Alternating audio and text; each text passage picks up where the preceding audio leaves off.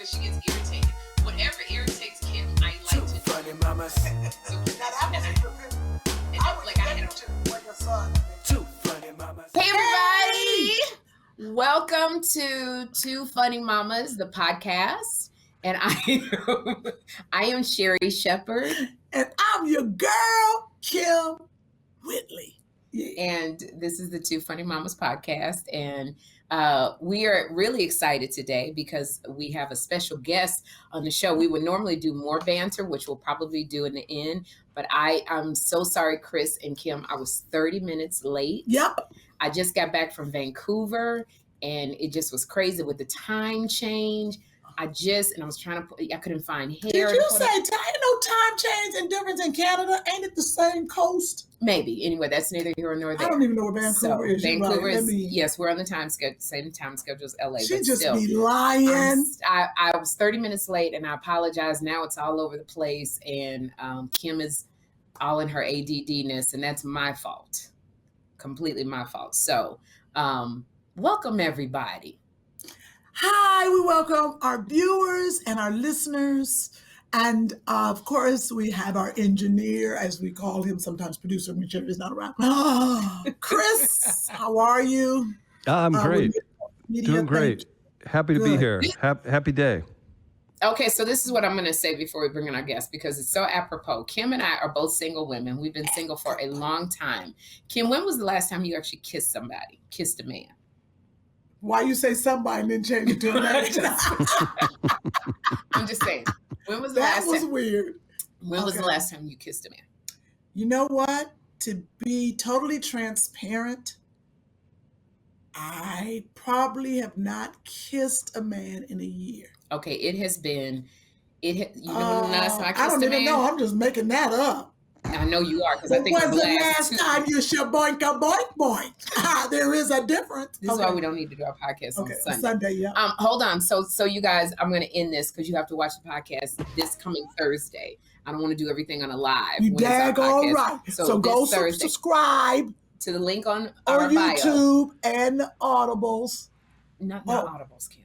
The link on our bio. Sorry. If you want to hear us, go type in your search engine Two Funny Mamas podcast, and you can listen to us on Apple, Spotify, YouTube, iTunes, and all of that good stuff to hear us. So I'm going to end the live. You guys, thank you so much to the people on our Instagram. Thank you so much. And this Thursday it'll be Monique Kelly, the dating expert. We're about to ask her some stuff. Yes. Bye. See ya. See y'all.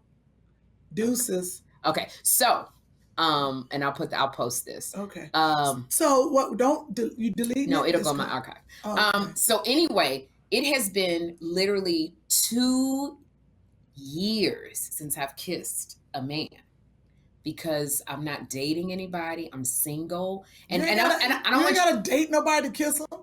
I'm about to kiss Chris. If that's the case, I could have kissed Andre. Shoot, no, I'm not kissing anybody. I'm not dating. That's a very intimate thing to me. Yes, you're right. Kissing. I don't kiss anybody. I don't just be running up. But have you a shaboinka boy? No, I've been celibate. I've fallen into accidental celibacy for it's been almost like 3 years. It's been, and that's okay. It's okay. I'm not saying this to get any sympathy. Right. It's all good. Yeah. Oh no, because I still know how to kiss. I got a kissing wall in my bedroom. I do it just to make sure my lips work. Really? You remember when you was 12 and you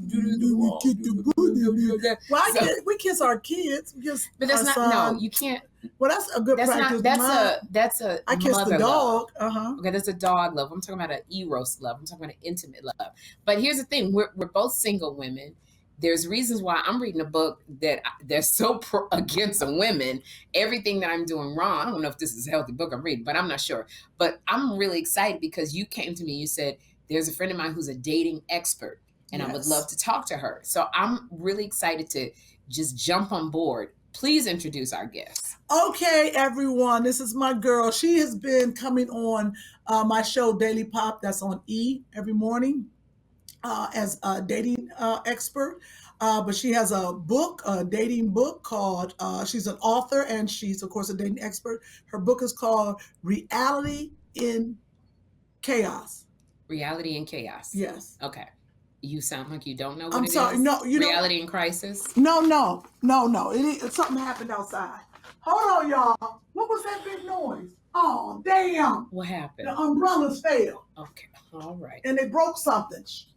Sorry, y'all, the wind out here. Knocked her patio. Yeah, and then you just hear something go ding-a-ling-ling-ling-ling. And the last time I heard that sound, it was the car flipped over. I hear big noises. Okay, I apologize. Apologize, Monique. Okay, our guest for today, here we go, y'all. It's like a reality show, but on audio. Okay, our guest for today, she is an author. She is a dating expert. She has a book called Reality why can't I say that word? Reality in Chaos. Please show some love for Monique Kelly. Hey, ladies. Monique, can I say you've been so graciously waiting for about 50 minutes for this actual podcast to start. You could have been in a relation, broken up with him, and had kids by the time this podcast has started. We truly are professional most of the time. So apologies to you. And I told you this before the podcast started, Monique. We're going to take you to dinner. We're going to go clubbing, which I don't know if that you talk about that in your book, but we're going to go out. So let's start. We are excited to have you on Two Funny Mamas. Yes, we I'm are. So excited to be here. Backdrop. Thank you so much, girl. I love having you on Daily Pop. I just love everything that you do, because when you come on the show, when I tell you she got knowledge, bam, bam, bam, bam, bam. Well, first of all, I want to talk, because behind you is your book. This is a cover of your book, which I love, are three queens sitting there and, kikiing it up, whatever we queens do. And it's called Reality in Chaos. Tell us about your book. So, I started everything off as a dating blogger with Confessions of a Serial Dater in LA. So when I decided to write a book, I wanted it to be a novel, because when you're blogging, you're kind of confined because you don't want to put all your business out there. So This book is about three women that went to Hampton University, my alma mater. Hampton? Yes, Hampton. In Virginia? Yes, Hampton, Virginia. And when you graduate from college, you're in your youth, you're like, my life is going to look like this. At this age, it's going to be this. At this age, it's going to be that. Fast forward, each of these ladies are turning 40, and their lives are not at all what they expected or anticipated. And it's all about how their friendship gets them through life's ups and downs. One of them is dealing with a divorce. One of them is dealing with a family member with mental illness. Another one of them is dealing with dreams not becoming fulfilled. It is juicy. It's good. And there's lessons in this book through the stories of these three ladies. Fictional book about kind of some true stuff, which goes on in our lives. We all are dealing with that in certain seasons of our lives, and friendship and love. This is how Kym, I don't know where Kym is. Kym has disappeared in the podcast. This will happen frequently. I do want you to know she just disappears. Okay, go ahead. I'm ready. She's back. I just wanted to give you a few ground rules, Monique, before you even start, and you start wondering, where's Kym? Why is her feet up in the camera? What is she looking at? And who's she talking to on the phone? These are the things that Kym does. But this is true, because this is what happens with girlfriends. We go through stuff, and it's our love and friendship that pulls us together, even in the dating arena. Yes. So congratulations on Reality in Chaos. Where can we get it? You can get it at Barnes & Noble and Amazon. Barnes & Noble and Amazon. Barnes & Noble, Amazon. Go there. There's a link in my bio on Instagram at Cocktails and Confessions, but it's all there, and it's so good. It's really like Waiting to Exhale meets Sex in the City. Yes, so we have got to get Monique's book up. She has two books, right? Is it two books? No, just one. I'm starting to work on the next one now. So this is about to go into hibernation soon. Good. Okay, so Reality and Chaos. We've definitely got to get that. Now, this is a question that I have. Being single, because you're a dating expert. You're a dating expert. Yes. We've been single for a while. So you start off and tell me what you want to say. And then we can Okay, so here's the thing. My whole thing is this. I love to tell people I have done the legwork so you don't have to make the same mistakes I've made, okay? Ooh. And I'm all about teaching women how to embrace wherever they are in their single journey.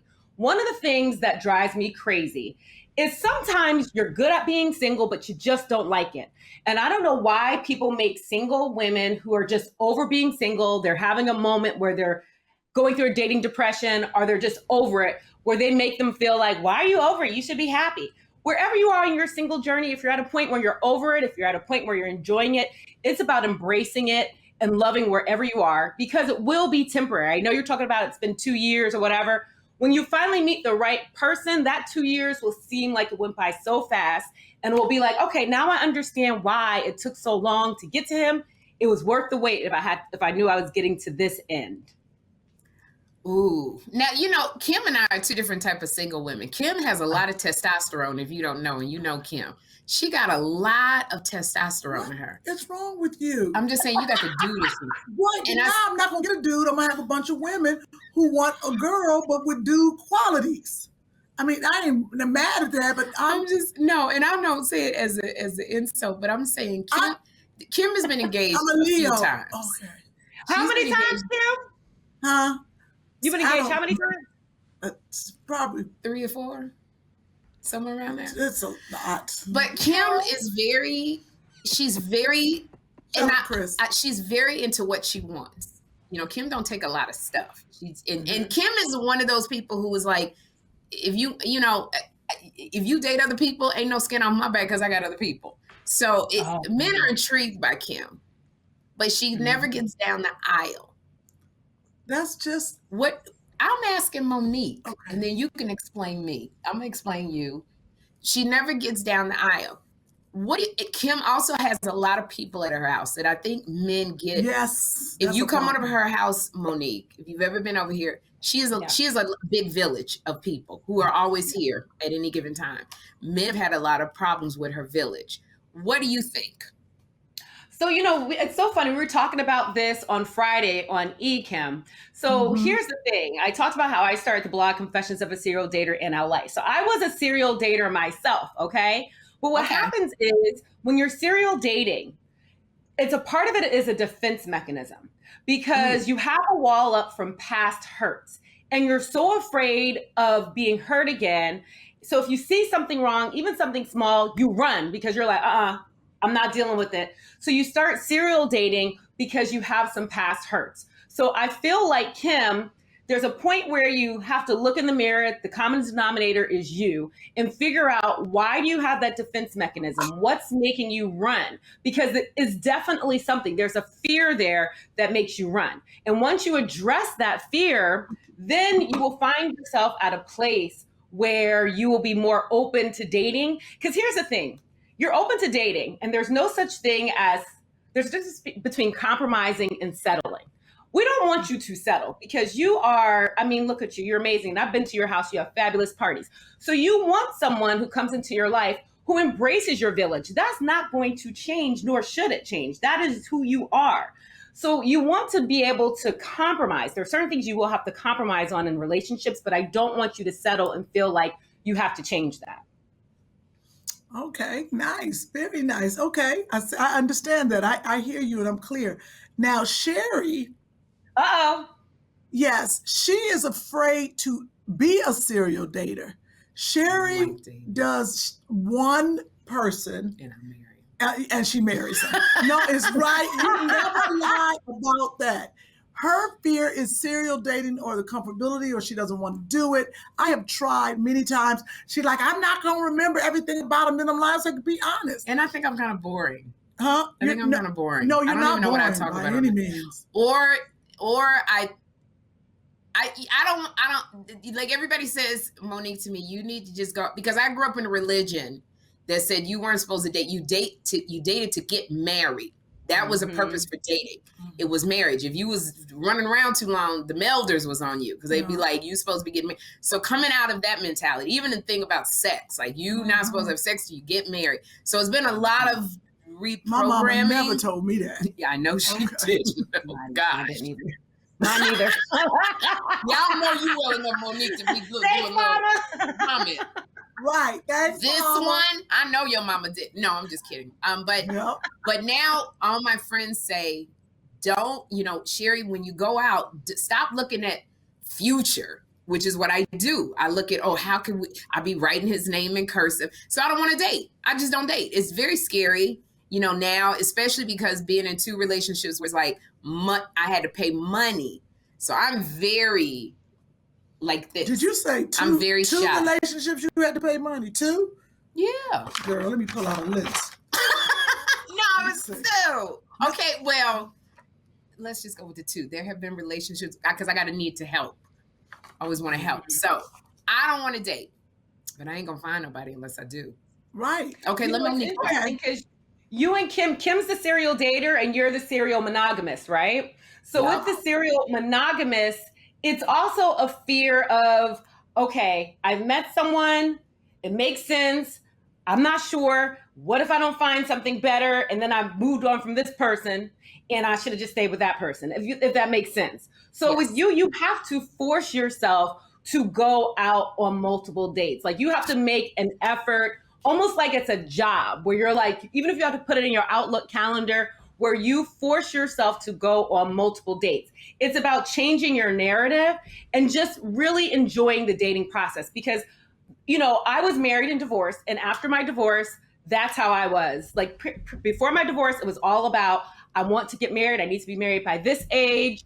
And I ignored those the red flags that I ignored. I mean, and I always say, I was married for 2 years. Okay. And it was moving on. And the thing is, like, you ignore those red flags because, again, it's out of fear. So then once you come out of the marriage, you go the other route of like, okay, I want to do it again and go forward, which is fine. But you do need some time to date. So you kind of know who you are now as a person and what you need now out of a relationship versus when you were married. But what if you start dating those people and you like something about them and you like, you guys connect and it's just like, it's good. And, you know, you're going, okay, I could see this. It's very hard to say, okay, it's a job, leave it alone, go on another date. Because you dating more than one person, my memory ain't that good. I be done got stuff. Yeah. And then that makes sense, Sherri, because if you do meet someone and you click, I don't advise people to be like, okay, but I'm just going to still be dating other people. If you meet someone and it clicks and it's right, you go for it. You enjoy it. You don't wait for the other shoe to drop, but you're also very aware. You're very aware. Like, don't make excuses for some things where you're like, okay, something in my spirit, I call it your inner loving diva. Your inner loving diva always communicates with you. She will always tell you when something's feeling not right. And I don't advise people to act on that right away. You listen to it, the voice will get louder and louder and louder. And then when your head and your heart connect, you will make the decision that you need to make. But you just listen to that inner loving diva. She'll even tell you, this is a good guy, keep going for it. So if you meet someone and you connect, go for it, enjoy it, but just be hyper aware of some things that might be unsettling and don't push it off. My inner loving diva, I don't know if she knows. I think she may be a little broken in there. Yeah. Okay. I think everybody's a good guy. Everybody always tells me, we don't like him. And then that brings my defenses up. Now, Kym, I could see her body language. She sat back. She pursed up her lips. Kym does not believe, because the last person that I was talking to a little bit, Kym was adamant. And I clicked. And she was like, do not drop everybody. You tell him he's not the only one. You let him know there are other men you are going to be seeing. I couldn't do it. She almost put me out the house. Like, she got angry at me because she was like, you don't be dropping everything from one person. Yeah. Mm-hmm. But that's what I do because I want to focus on one person. So Kym. Yeah. But if you do that, remember that is the definition of insanity. Doing the same thing over and over and expecting a different result. You keep doing, it's a job. My father told me a long time ago, he was like, Kym, if you want a man, if you want a relationship, you want the career. And he said, you have to look at it like a job. You are so career driven and we do that. But if we want a man or a family, we have to be just as driven. And we're not. We love our careers more, and that's just the truth. We like a man, but, they're almost like an ornament. Okay, that was wrong. It is. It's like one of the trophies on the thing. It'd be great if a man came in and he took some of this weight off me. Then I probably would be like, oh, okay, well, boom. But the problem is the men that we meet ain't taking no weight off. I mean, you paying a cable bill here and there, that's fine, but it ain't taking no weight off me. He just said cable bill. I mean, my little Netflix bill. Right. 19. No, you pay his mortgage. Wait a minute. You asked for too much. Yeah. So what are we supposed to be looking for, Monique? You know, because there's this big discussion that goes on, and you've heard it before with your girlfriends. You have more women now are money earners. There's a lot of women out here who are money earners. They have children. They're you know, at a point in their life. And so people go, why can't you date a regular person? How are you supposed to be aligned financially? Or should he just have a good heart? Okay. Now, some people will think differently, but this is for me. Listen, you two have your stuff together, okay? Now, granted, a man might not be making as much as you, but he needs to be bringing something to the table. He has to have some form of a career, okay? A real career, not something where you have to be supporting him, or by him coming into your world, he's coming up, okay? He needs to at least have his own stuff together, at least have his own home, have a career, have, you know, his stuff together. And I think a lot of times for women, especially when you're successful, so many people tell you, well, you're not going to meet someone who's as successful as you. Date down. Listen, you've dated down before and you see where it led you, right? So if you're going to go through some stuff with a man who's broke, you're going to go through some stuff with a man who has money too, right? So why pick the one who's broke when you can be with the man who has money? You know what I'm saying? So I just feel like we are made to feel guilty that we want a man who's successful or a man who does well for himself. Put that out into the universe. If that's what you want and that's what you deserve, that's great, because there are men who make money who have great hearts as well. They are out there.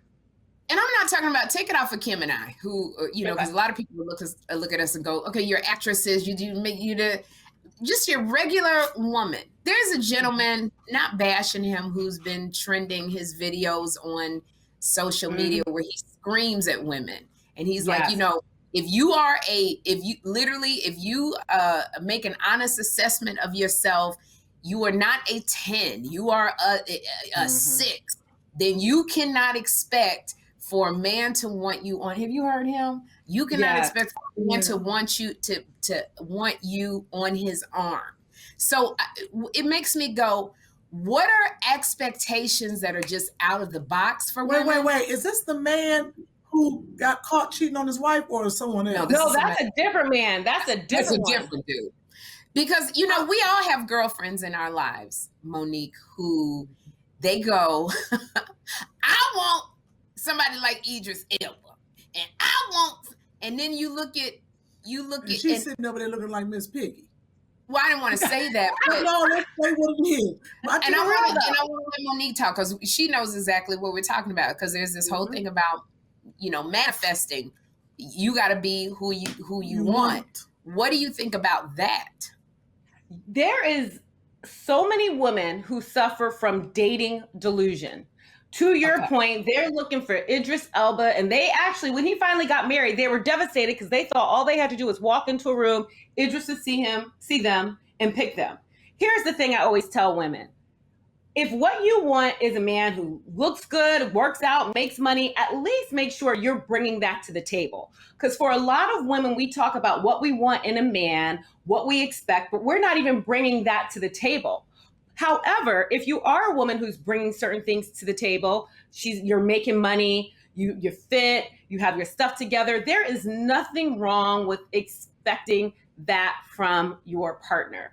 And a lot of people, including the man that you were talking about, make women feel like they should just settle for something just so they can say they have a man.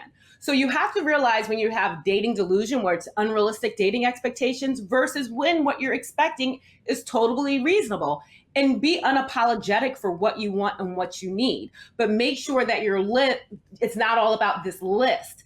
Because a lot of people get married to this list, and it's a long laundry list of all this different stuff. And they get so fixated on this list that they miss opportunities. Focus on your non-negotiables when you go into dating. Your non-negotiables are things like, is he a good communicator? You know, if you're a person who is he a man of God, if that's important to you? Is he loyal? you look at, has he ever been in a long-term relationship before or married? Because again, you don't want to get with the man who's, late 40s, early 50s, ain't never been married, never been in a serious relationship. So you got to look at non-negotiables versus this long list.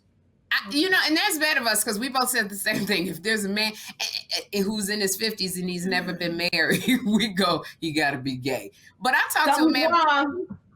I talked to a man before and he said, y'all women always go to that, if a man is, late 40 above and he's not married or he's not in a relationship, y'all always go to you think we gay. Maybe it's because we have not found the right one. Right. I think my brother ain't never been married. And I said he was gay. You did? No, my brother, I'm going to tell him. I did not say Kyle was gay. No, he just... And he's not always necessarily gay. He might have some commitment issues, okay? Like we watched The Bachelor and we saw some men have some major issues that are unresolved. Yes. So it's not always necessarily that they're gay because there's plenty of guys who are bachelors for life, but True. It makes you wonder what made them not commit to someone. If you look at George Clooney, look how long it took George Clooney to finally get with Kamal, I think her name is, and then now they got twins and he seems relatively happy, but if you were to look at that kind of man, you'd go, well, what's wrong with him? He dated a lot of women. Sometimes men take a while before they settle in, because do you agree that men have to be some women give men an ultimatum after they've been dating for a while, but men have to be in a place where they're ready. And if they're not ready, that's what happened with George. He might have had some issues leading up to that he finally resolved. That's the thing. If they had issues, but they to do the work to get them resolved, then they're ready to get married. Wonderful.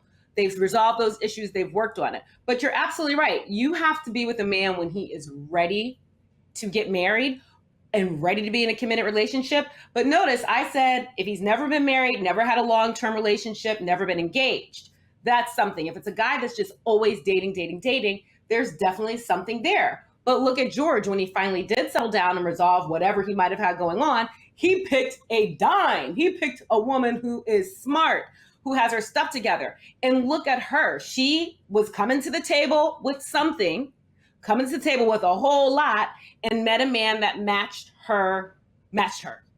Right. What do you think about, what is this new Facebook? I want to go to internet dating.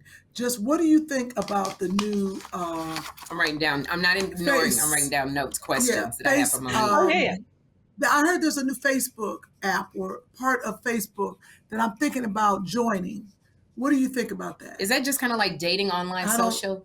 I don't know. Like, I mean, does that fall into the category? So you talk about the Facebook groups? The Facebook groups that you can join?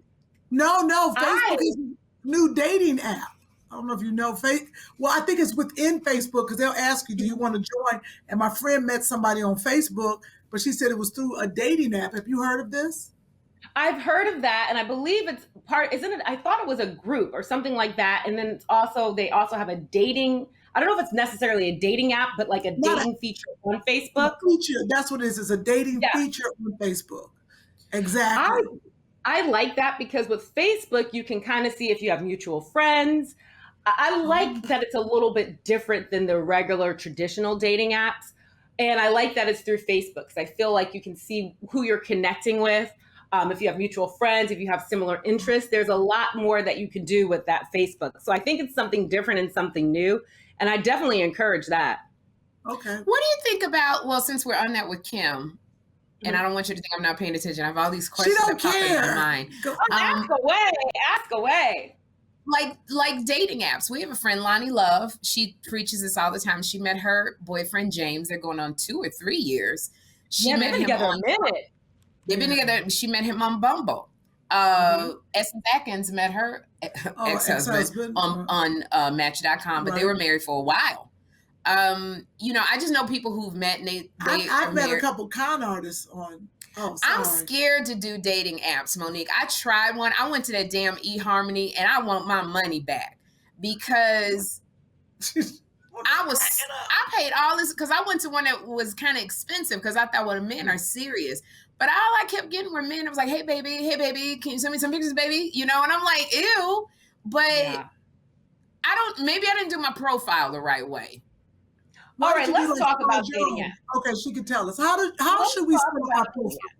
What do you think about the dating? Okay, so here's the thing about dating apps, okay?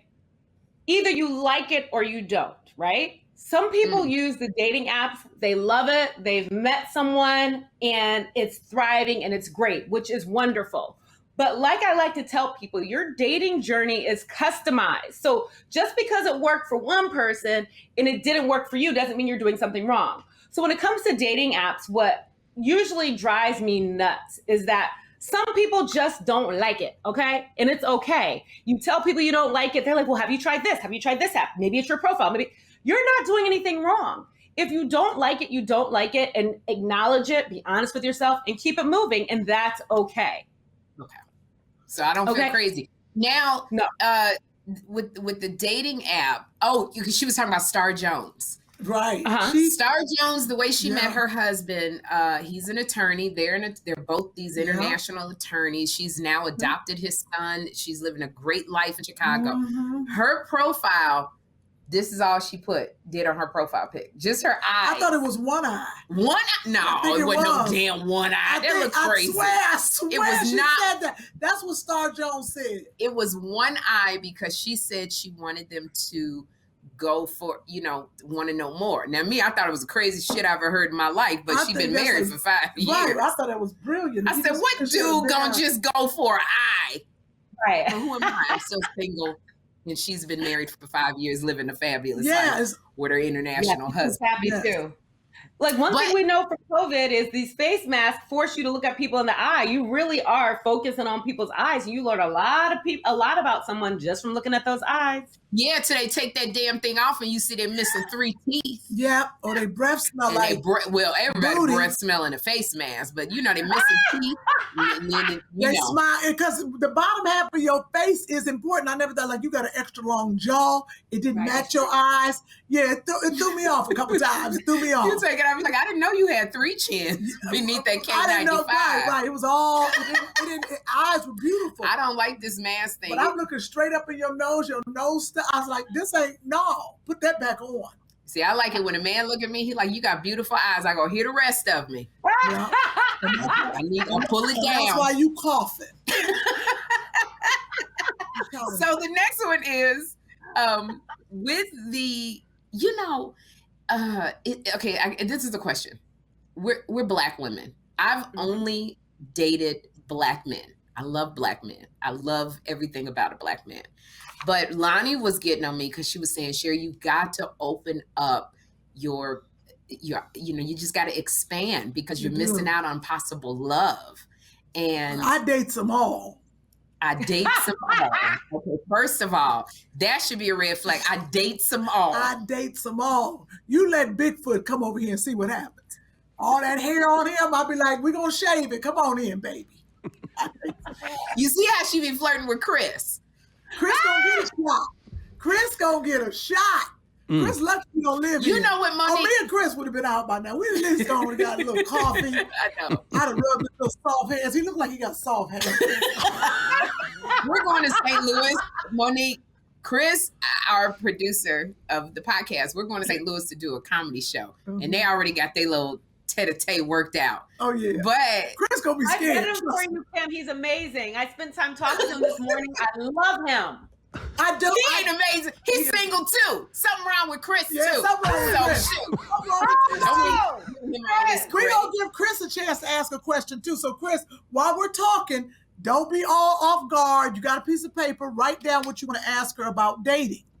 Got it. Yeah, you all covered some good stuff. I appreciate the because I'm 36, and I was laughing about that with somebody. Somebody posted online, if a man's over 30 with no divorces and no kids, something's wrong. I'm like, that could be 50, maybe, but you're not 36. 30? Like, 30. Why would you want that in your life? Like, do you want to fight with? You still got. Yeah. Always got to take it there. I say 50. That's Monique, fair. So think of your questions, Chris. So Monique, here's the thing about, it makes me, because I think it's a familiarity with Black men because, right, of course, you know, I wear a lot of hair. You come in my house, a Black man typically, if they walk into a house, there's a lot of hair.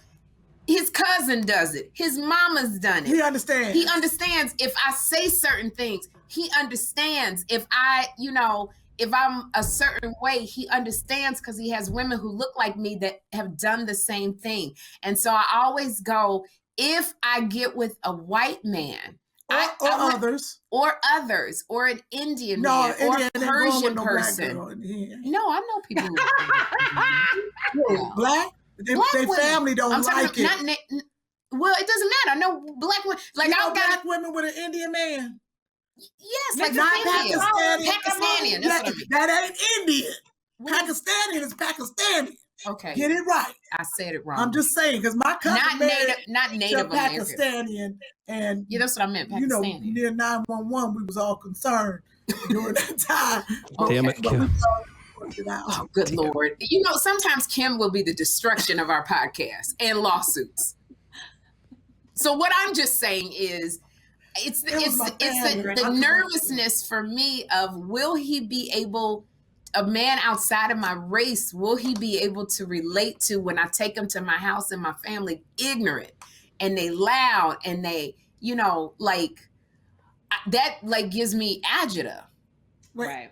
It gives you what? Agita. You can't just say gives me anxiety. You got to pull some words out your ass. Well, that's because if I date a Jewish man, I need to be able to throw some lingo around. Did you say Ajana? Like Ajita. That sounds like your cousin's name. Ajita, come on downstairs, girl. Can we focus on more this week? Okay, so let's talk about this because this is important. And I think this is super important because I am a lot like you, Sherri. I love my Black men. I love the way they smell. I love Black men. Okay. And for me, I know that is important to me. Okay. For me, that is a non-negotiable. That's a non-negotiable. So, and I'm aware of that and I'm okay with that. And for certain people, they're open to dating. So if you happen to meet someone outside of your race that you are attracted to, that treats you well, that you're like, man, I can't believe this. I've never really dated outside my race, but this guy is different. That's one thing, okay? But it's another thing when you go outside of your race because you think they're gonna treat you better or you think it's gonna be easier because there are fools and clowns in every single race out there, okay? I talk to my Asian girlfriends, my white girlfriends, they dealing with dating issues among that. So as long as if you decide to date outside of your race, you're doing it for the reason that you simply fell in love with someone and it just happened versus going out there actively looking because you think it's going to be easier. That's one thing. Also, if your thing is Black men and that's what you love and that's what you like, again, I always like to tell people be unapologetic for that. You know, there are eligible Black men out there. So be okay with that and be honest with yourself if that's what you want. But the pressure of the race, just like Matt James, and let me say for my cousin, Anjum, who is Pakistani, been married to my cousin damn near 30 years, and they kids. Let me just say, you're absolutely right. At a time, right now we're more woke. And what I was saying is at a time like that, the family, you know, they all looking like, hey, wait. And that's what I'm talking about. The pressure of the world, just like Matt James on The Bachelor. Mm-hmm. He felt the pressure, even though the girl was dead wrong, but you feel the pressure Matt James picked a girl. I just want to say. I got it. Okay, right. Matt James picked a girl, Rachel Kirkconnell, I think her name was. On The Bachelor. On The Bachelor. He was a biracial Black man. He picked a white woman who it came up that she had gone to an antebellum themed party. Mm-hmm. It came up that on tweets she liked different, like Make America Great Again tweets, Donald Trump tweets. And so it came out that, you know, some of her race, things that she leaned towards was racist. So he didn't know this before he picked her. Now has come out, they did not stay together. Keep going. Yes. So that's why he felt that when he was on The Bachelor, especially the after show, he was explaining how just he couldn't be with her. And he said, as a Black man, and it really is the pressure of the race, there is no way he can go out with that white woman. Absolutely not. There's no way. There's just no way. His life would not be great. Now, me, I was dating this. I wasn't even dating, but this white man. Oh, please tell Monique that story. Who was still a very good friend of mine, especially now. But handsome, wealthy white man. Been knowing him for years. And he sent me a picture of one of his houses. He was on the river. This is so great. Chris is cracking up. Kym pulls a man board. Sherri, this shows the guy's age too. That he wasn't aware. Sorry, continue. He was not aware. He was not woke. And he sent me the picture. He had his feet up, and you could see the river going past his house. His house sitting on the river. And then I looked in the back. You know, we zoom in on a picture. I was like, "What is that red flag?" Girl, I zoom in, and it's a red flag, and I think I see a T on it a little bit. No. Yes, never knew this, and I confronted him, and I said, "What's the red flag in the back?" But I tell you, he was silent, and it was a. And he told Kym it was a Trump, a Make America Great Again flag, but he said to Kym, you know, "I love you. I love Joshua." He said, "I voted for him because of the business money part. It really put Kym off because this is a guy who really likes her. We had a lot of listeners who said, y'all can make it past this. I don't think you can. Like, how do you feel about like political differences? Maybe that's so. It was That's a rough. why I tell people, you got to think of the non-negotiables. I'm tired of these lists. Get rid of the list. Non-negotiables. That's a non-negotiable, right? Because people love to, I'm not going to go into politics, but we'll just say that blaming it on business and the economy as to why you would vote for someone like that is a questionable response. I'll just say that much. Mm-hmm. And that's a major, it's not about Republican versus Democrat. No, it's about what someone stands for. And yes, thank you. Yeah. Thank you. So that, I don't think you could have moved past that. And again, if you meet someone who happens to be of a different race and you vibe and you click, I say go for it. If you're curious, okay, let's give curiosity an opportunity. If you're curious, like, I wonder what it will be like to date outside my race. I'm feeling this person. They're kind of cute. I'm curious. Okay, be curious. I say explore every single avenue, but if you realize after your curiosity that it's just not your thing, like you just like a black man, it's just something about him. I know it might take me longer or whatever, but there's just something about black men. Own it, be unapologetic for it, and it's okay. See, now I'm curious because every time a man from another race tried to talk to me, I ended up getting married to somebody and it never went anywhere. Remember my Italian chef? Yes, nice one. Oh, you were now, honey. Me and her weren't tight like that, because let me tell you, the Italian men I'd have had in my life, honey, if we was friends, I'd have said, well, forget you, I'll take him. He had a big number 3 bestseller, and it was. But she want to go date the dude that ain't got a job. That's what she. Okay, now that's where I'm saying like. It doesn't make no sense. Let Monique you talk. are self-sabotaging. That's what she is. What do you? But if you're curious about it, that's the thing. If you're curious about it, explore it. Because maybe for you, especially Italian men, Sherri. She was afraid. She's afraid of I know you might as well date a black man if you get an Italian man now. You're afraid of white men. You're afraid of them. I'm not afraid of white men. It's a Pakistani man. It's an Asian man. Okay, you're afraid of another race. You're afraid. But don't say I'm afraid of a white man. I'm not afraid of a white man. Excuse me. I know it's so sensitive in these times. It is. I think he's uncomfortable. She's uncomfortable because she loves black men. I think what it really boils down to, I hope I'm not speaking for you, you love black men. You love your brothers. And that's okay. But if you're curious and to see, explore the curiosity. Because some women love black men and they'd have no curiosity about anyone else. They're like, I have no curiosity. I'm very clear. I want a black man. Explore your curiosity, Sherri. You never know. You might realize, okay, this person, not race, but this particular person I'm vibing with. It's not about the race. It's about the vibe. Or you might discover, okay, I was curious about it. I tried it. I like my black men. But if you're curious, explore your curiosity. So now, thank you, girl. Just my son. What, baby? You're feeding the dog? Well, okay. why we gotta stop the podcast so you can do your?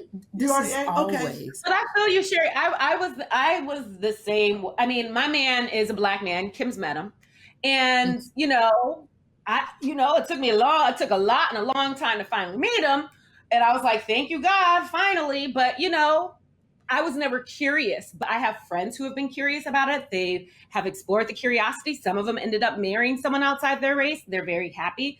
Some of them were curious and realized, no, I'm going to stick with the Black man, and they're still very happy. So you got to be open. I just, and it depends on the white man. Let me tell you, he got to know about Black people. He got to have swag. He got to be woke. Because the problem is, you can't take, if you're not, and I don't care what race he is, there's certain things that you got to know. I don't want to be embarrassed by you. Like when we walk in, like if you're foreign and you're from Italy, of course, and you're speaking Italian, there's all kinds of excuses we can give for you. But if you're from down the street and you're embarrassing me and you don't know certain things, or you say some corny white shit, now there's a problem. Chris. Chris ain't never said nothing. I didn't corny. say, I'm just making sure I'm letting him know. Remember, I'm getting him ready. Right. Yes, this is a preparation to head up a Black family. Continue. I get it. And also, too, to that point, Kym has a really good point. If you are dating someone outside of your race, understand you're going to have certain conversations with them, because certain things they're just not going to get. It's not innately within them. So certain things you're going to have certain conversations where if you're with someone of the same race, you can just look at each other. You don't have to say anything. You know exactly what the other person's thinking about a situation. Right. So when you go into a relationship with someone who's not of the same race or of a different culture, understand and know you're going to have to have some of those conversations. They may ask questions where you're like, I can't believe I have to answer this. Or even when all the stuff was going on last summer with George Floyd and there was a heaviness he had to us. And, they might not understand the level of heaviness and why it was weighing down on you, but they're open to understanding. Just know that will be conversations that you will ultimately have to have. And it's okay. At least they're open to it. If they have a flag in their house. I'm sure he does. Well, I just wanted to move off race. Yeah. Hold on, Chris. Okay. Some other stuff. So dating for women who are older, who are now, like you said, they've gone through a divorce, they're raising their kids, they haven't been in a dating game. This is a whole new world now. Do you have any tips for women who are older? Sometimes we feel a little fragile. And the one thing I think women our age feel like, who haven't been in the game, is you don't want to be wearing a neon sign going, I'm vulnerable, don't hurt me. Oh, that's like, that's the worst. You could be vulnerable. I'm not vulnerable. No, come on with it. Look at your arms crossed. I told you got testosterone. I'm not talking. Why you got your arms crossed like that? Her whole body language is just. Go ahead, try to hurt me. You gonna get hurt. Go on and play that game. They always do. They all come back, and I'm like, nah, boo-boo. You tried to play that game. Which is another thing I want you to answer. Women who are like Kym, who are like, Kym, okay, for the listeners, Kym is sitting back with her arms crossed like she ready to fight. How does that kind of woman who comes out of, who's like, I am ready to fight you. You're not going to hurt me. I swear for God. No, you're right. You got two types of women, Monique, to answer to. The woman like me, who's like, I'm feeling a little vulnerable. I don't want to get hurt. I've been hurt before, but I don't want that screaming like a neon sign to attract that type. And then that woman who's like, hey, boo-boo, I'm going to do you for you do me. Right. Because I get them all. Right. No, what it is come on in here with that bull if you want to. I'm going to stab you. Okay. Don't even, what I'm saying is, this is the thing. You can't come into a relationship when you've been and intentionally try to hurt me. I mean, there are things that happen. We grow apart. But if you come in here and do some old crazy stuff that's going to hurt me, see, I don't know how your husband, that last one, made it. I'll be on snap right now. Snap. With a penis in my hand. I'm snapped. And yes, I can hold it in one hand and close my hand and you don't know it's there. Oh, I'd have been losing my mind. Wow, I done got upset now. that's hurtful. Wow. I'm not saying that he had a small thing. I don't know. I think that's exactly what you were saying. I don't know either because we never had sex. I was just saying, like, You never had sex. I wish you would, boy. You better come in here and break me off. Okay. Okay. Kim, your hands aren't that big. Okay, for Chris, we are taking her off into a I'm different sorry. world. Monique is going to Okay. answer to Let women. me breathe. Let me breathe. Give me you know what? Let me leave the room. You done hit a sore spot with me. But you need to listen to I can't. I gotta breathe. Oh no, Jesus. Whoa! Whoa! I wish we would. I wish I had met your ex-husband. I did meet him. That's right. I forgot. I wish he'd asked me to marry him. Right now, I'll be in Rikers. Okay. Okay. We're talking to. Okay. Oh, jeez, Louise. Me and Kelly are getting expert. Kym is Oh lost. my God. I don't know what the trigger was in the question that I asked. She felt that. She felt the pain as your friend. She was ready to get it. That's ride or die. That we all need friends like that. This is the ride or die. I have many testimonies of ride or die. This is about you. So give women tips who are getting back into the dating game, who don't want to get hurt, who gonna let you know. And you already explained it to you. You start talking. Okay, so here's the thing with that. When you are dating in your 20s, 30s, it's so different. When you hit your 40s, 50s, it's very different. You are very clear, okay? Even though you've been through stuff, you're vulnerable. And Kym, you might feel a little bit more defensive because y'all have been through some things, okay? So you are very clear on what you do not want. You are very clear on your triggers. You are very clear on what works for you, what doesn't work for you. And when you go back into the dating scene, what happens sometimes, especially as we get older, there is this underlying fear for some women that you're not going to meet somebody better, or you operate out of fear because you're just worried you don't want to be alone or you don't want to be hurt again.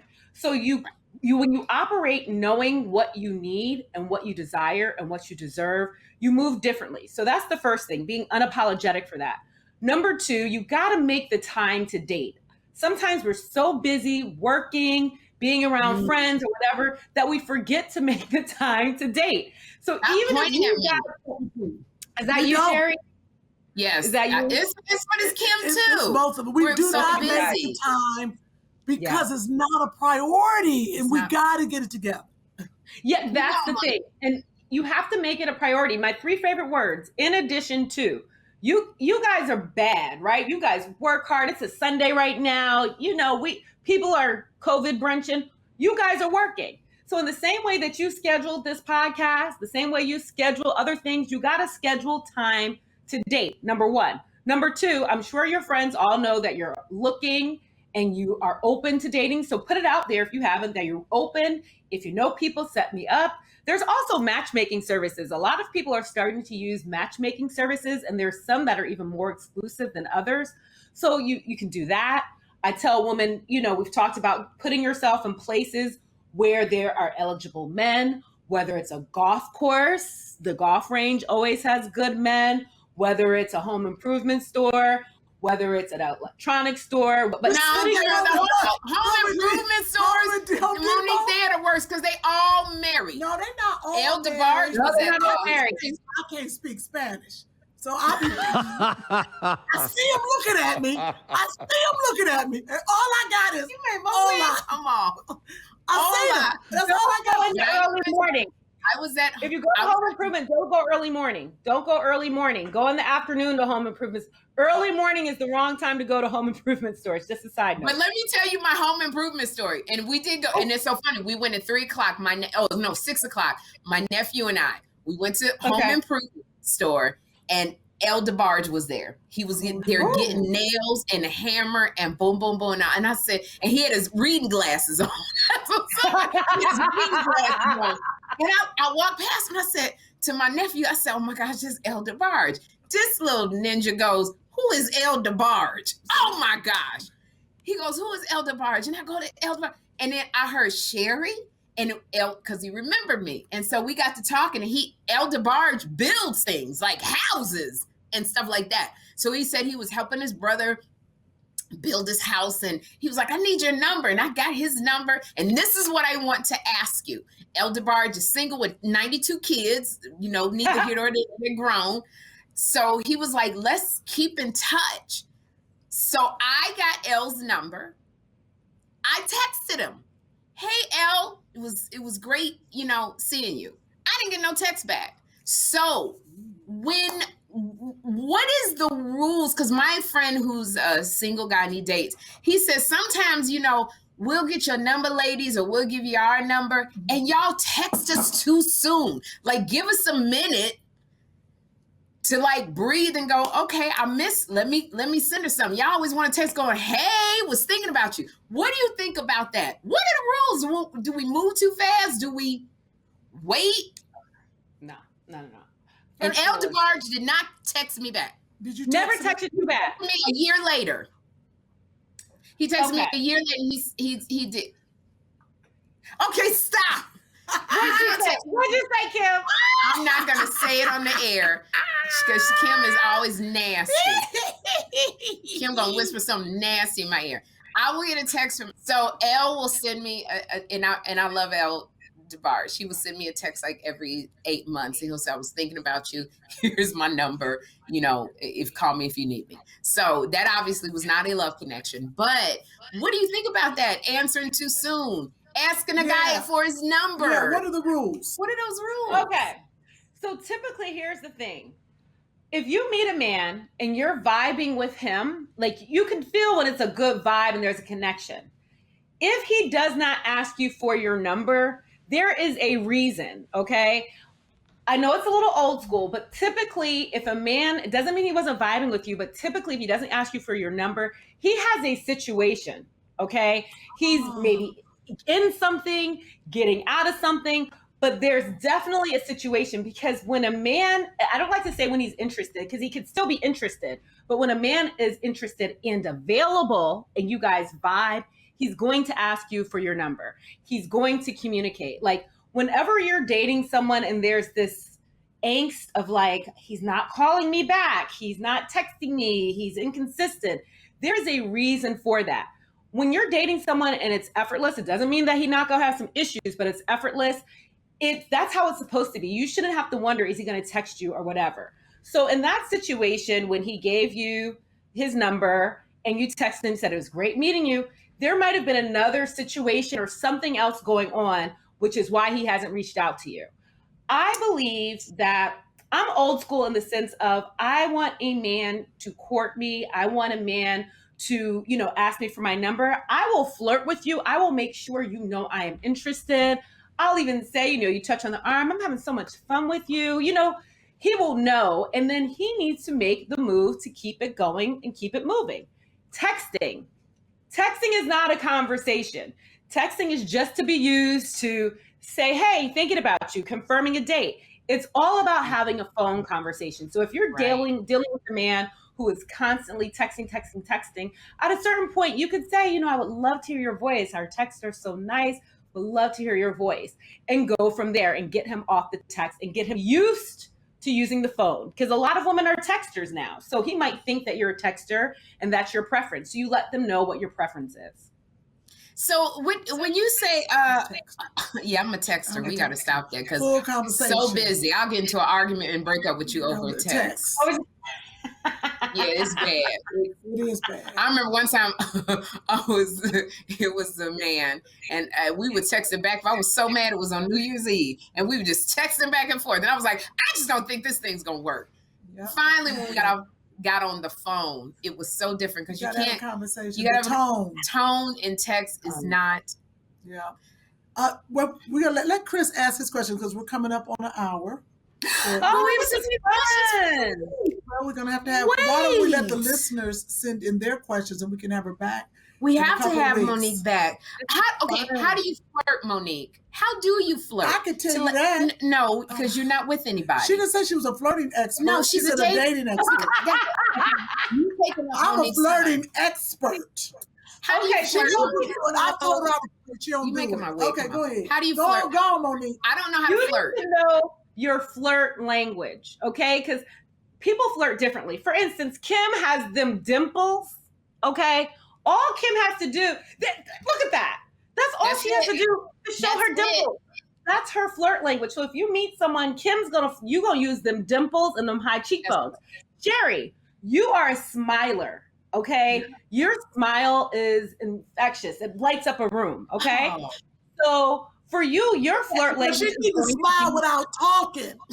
She needs to smile without talking. Men don't want to hear all this coming out her mouth. Golly. Go ahead. Sorry, Monique. Go ahead. So your flirt language is your smile, okay? The worst thing you could do, somebody a little while ago is sitting like this, crossing the arms, but you understand your flirt language. So if you see someone who you're attracted to, Kym's gonna work them dimples like, you're gonna work the smile, and you're gonna make that connection, the eye contact connection, which is hard. The eye contact connection for some people is so hard because, you might be a little shy and it's kind of like, oh, it feels uncomfortable looking at them, but you have to force yourself to do the smile, the 3-second stare, hold, look down, look again, and then strike up the conversation. Yeah, Kym looks like a stalker when she do it. Kym also said that what she does to men, and I've seen her do this, and they like it. She will compliment them. I love what you're wearing. What's that cologne that you're wearing? Kym, and that's uncomfortable for me, but Kym does it all the time. Yep. Sherri, we got to get you out of your comfort zone. We got to get you out of your comfort zone. With me. I'm going to end up living with you. You're going to be by your damn self, and I'm going to have to take you and take care of you. Because you won't get out your comfort zone. You got to get out that comfort. I know it's hard, but you got to get out that comfort zone just a little bit. I'm not telling you to where you're not yourself, but just a little bit. Right. You just have to be, like you said, the vulnerable. If you see someone you like, you have to smile, let them know, compliment them, do the 3-second look up, look down, and then let it go. And like you said, if he comes over and talks to you, whatever happens, do it as an experiment. Yes, that's the key. Yes, just to see, because you have to practice anything. You practice your lines. How much do you feel, Monique, when women are dating, their friends should be involved in their dating life? Okay, this is important. Listen. Side-eyeing me. I'm just asking. I'm not side-eyeing you. I'm fully looking at you. Okay, so here's the deal. When you first start dating someone and you're starting to be like, okay, I'm kind of feeling him, I always tell women, do not introduce him to your friends too soon. Because first of all, you're still trying to figure out who he is. Second of all, your friends love you.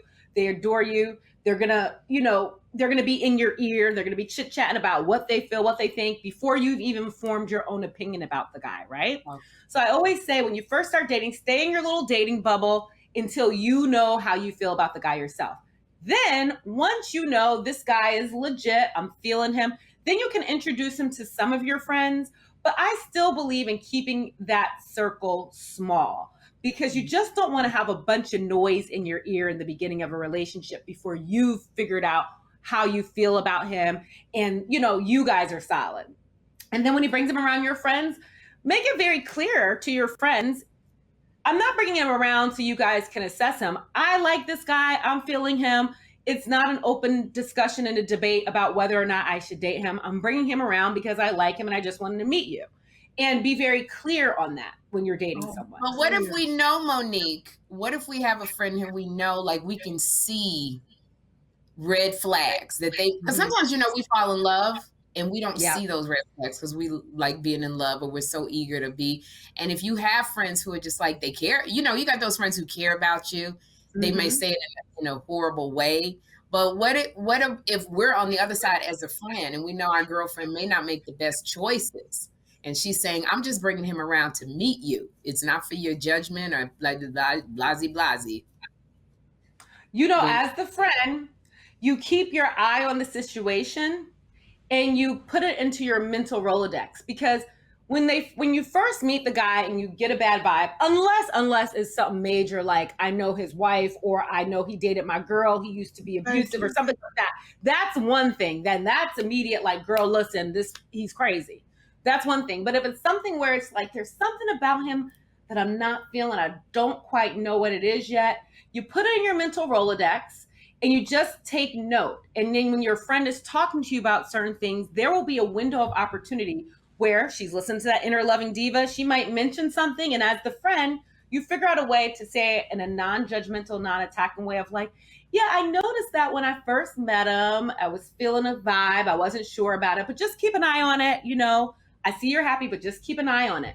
There's a way to say it versus, girl, I'm not feeling him. I didn't like him when I first met him. There's something about him I'm not liking. There's a way to say it to your friend where she doesn't feel attacked and where she'll want to come back to you and talk to you about something. It's all about the tone. Okay. That's been. Let Chris ask his question so we can get off here. Before Chris asks his question, will you talk to her off the air? Will you come back, Monique? Because we're going to have questions from our listeners. And we will start on time and we'll devote an entire hour and some to you. Yes. But I wanted to say again, Monique's book, Reality in Chaos, please support her by going to Amazon, or is it mostly Amazon or any book? Amazon or barnesandnoble.com. Please go to barnesandnoble.com and amazon.com and order Reality. We have it up here, Reality in Chaos. By Monique Kelly. By Monique Kelly. This is her first book out, and it is a phenomenal fictional book about women in their 40s of going through things and seasons in life and how friendship and love keeps them together. So amazon.com, barnesandnoble.com. Monique Kelly. What's your social media name? At Cocktails and Confessions on IG. At Cocktails and Confessions. What an apropos title. So now we have also Chris. We want people to email any questions. Let's say that. Yeah, now. email any questions to twofunnymamas@gmail.com. So we'll have them ready for Monique, because you've given us so much information. I know our listeners and our viewers are going to have questions that we didn't think of. I got 6 that I need to ask you. She could have done the podcast by her damn self. I was like, damn. And then what else? And then she was just writing stuff down. I was like, Lord, you need to just go ahead and schedule a session. We have this discussion all the time, Kym and I, with our girlfriends.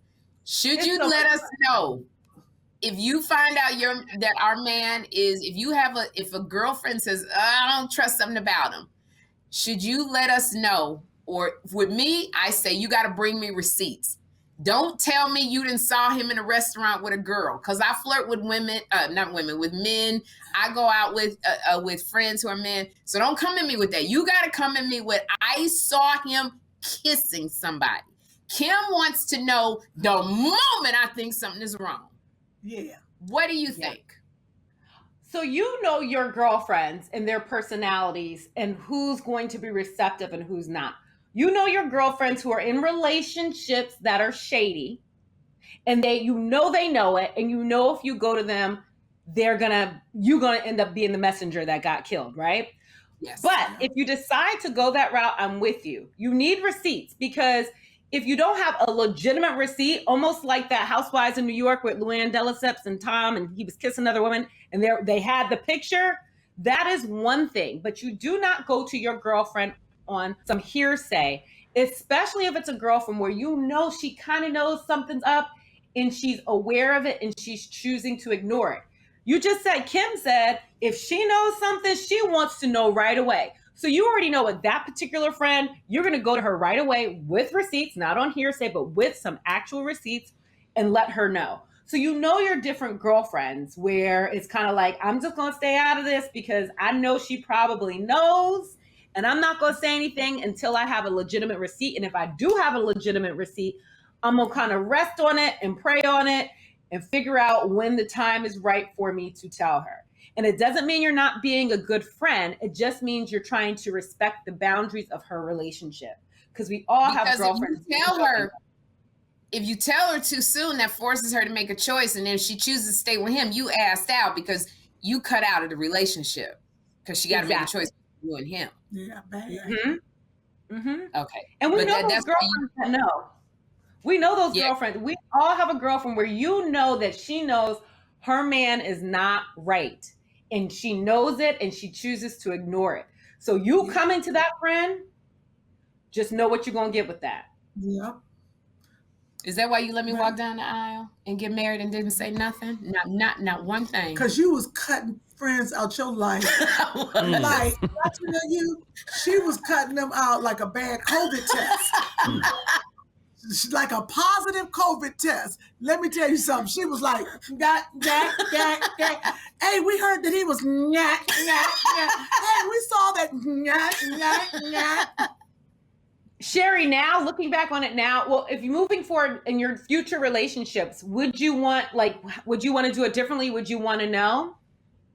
Yeah, I would want to know, and I think I'd be more open to hearing, but I'm still the type of person, you can't come to me on your feelings. I need receipts. I just am a very, if you can't come to me and go, I think he is, or it's got to be, we going to his apartment and we gonna catch him in bed with somebody, or I got a picture of him kissing.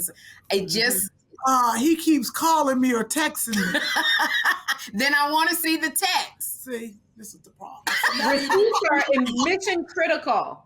Receipts are mission critical. Hey, Wouldn't you? I don't want to hear that. Wait, Chris is trying to jump in. Oh, sorry, Chris.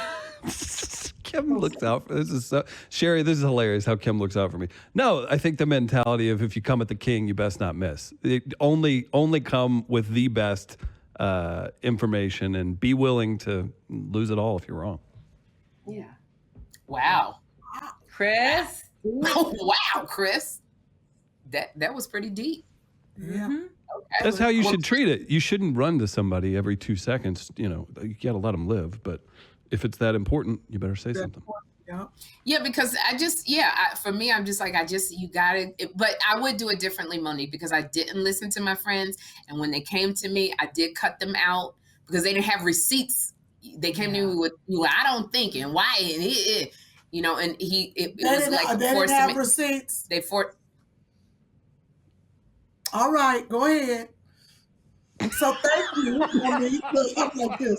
You ain't gonna sit here on this podcast and lie. That's what you ain't gonna do. Okay, that's a whole nother discussion. Okay, I'm just saying. All right, that's not fine. lying. Okay. Oh, I'm sorry. I don't remember it like that. Okay. But anyway, all right. We've been together But the good news is now you know how to handle in the future. Like you're set. You guys are both. The thing about you two, y'all are good. Y'all are set. You guys gonna be good. I can't wait to see where this journey takes you. I can't either because I'm gonna have to come out with a dude that's gonna be, he got to be damn near perfect. These people in their judgment, let me tell you something. At least he got to. But that's why you're gonna wait before you bring him around. You're gonna wait. Oh, I have to because they ain't nothing nice. But I like. What if you attracted to your girl? Like I was attracted to her. She had a guy. And they're not even together. He was so attractive. And I told her, what do you think about that? You should tell your girlfriend if you're attracted to her dude. Look at Monique's face. I did. I told her. I'm attracted to his man. Yeah, she wanted him. She was attracted to him. And I wasn't willing to share at that moment. And I'm usually a giver. But I was like, no. Not this time. Not this time. Sherri, you might show us some stuff, but I can't get them back. And Monique, I don't want you to think I ain't never bringing my man around Sherri. Oh, y'all good.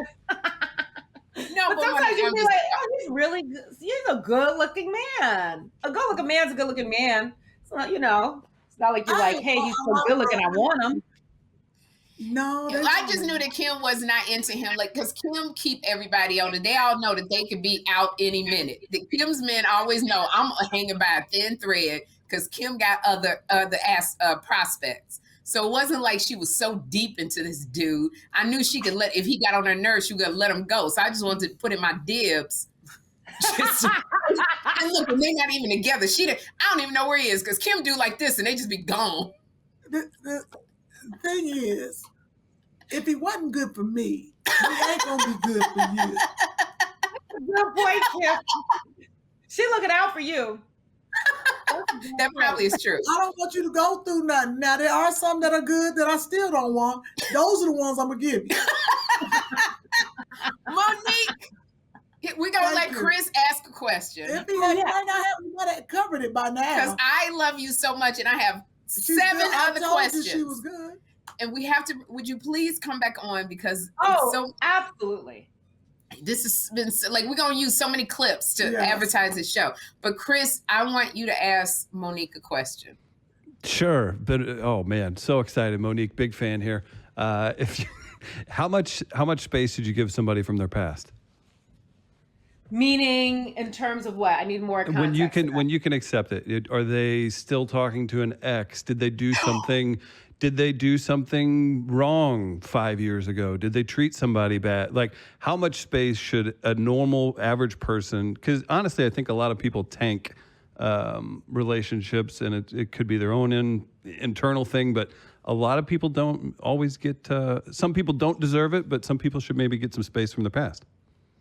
That's a good question, because people do change. Like, for instance, if you're dating a man and you found out in his previous marriage there was infidelity, or certain things like that, people do change. People do learn from their mistakes, and you have to get context to it, talk to them about the concerns and things like that.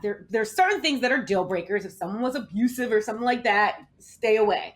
But I do believe that people have the power to change, just like we do. Like, we've all made mistakes in our past, all of us ladies, that we wish we would have done differently, and we've grown from that. So I do believe that people can change. You have to be open to that, but you also have to have really meaningful conversations with them to fully make sure that they are a changed person. And when you have the conversation and you choose to move forward with it, don't throw it in their face later. If you move forward, you move forward and you keep it moving. A tributary or an aside from that, what do you think when people have good relationships with their, I guess, exes? Is that a good thing, or do you kind of squint your eyes a little?